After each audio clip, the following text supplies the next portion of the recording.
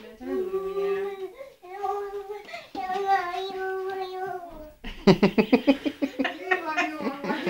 Jól van. Itt van, tessék.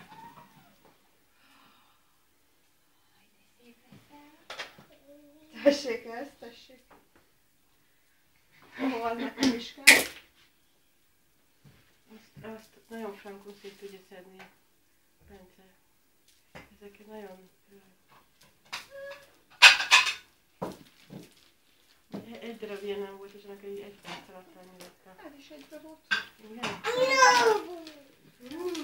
Hát ez a raggamulatunk, ez nagyon kellett neki a Mikinek a nyakába. Ez nagyon. Tudod, fogtam, és itt szétszedtem, mert hogy szoros. És ráraktam. Hát, ez hova? Simán úgy lefakta, tudod. Igen, tessék itt. Rakjuk már is. Már is rakom a nyakadba. Rakom, gyönyörű leszel. Nagyon szép leszel. Ne viccelj, neki ez kell.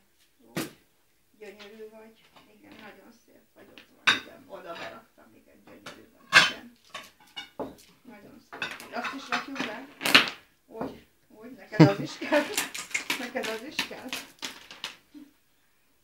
Van még egy pár szép. Úgy, az csörög és ilyesmi. Gyönyörű vagy.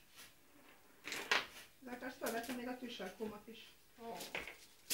Mondtam, hogy a Csillennel ez 6 éves, vagy 8 éveskor, neki már most kellett.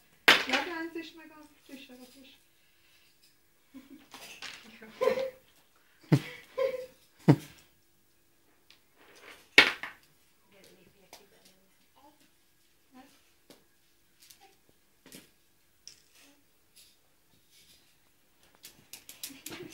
Hogy gyönyörű vagy.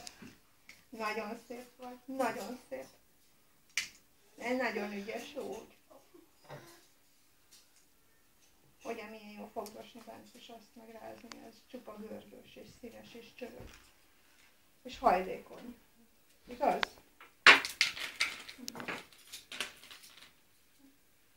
Teljesen jó.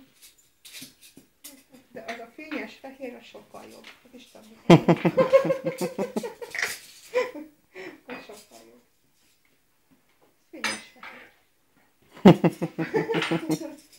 Összegyeztem. Várjál, nézzünk egy másik fehéret, jó? Na és ez a fényes? Rázni?